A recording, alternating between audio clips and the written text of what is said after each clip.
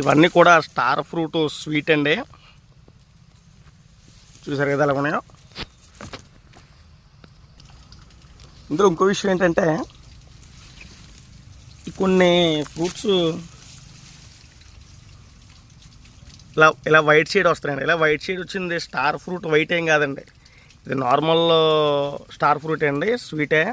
కాకపోతే లోపల గాలి తలక్క అలా వైట్ వచ్చేసిందండి, ఏం కాదు.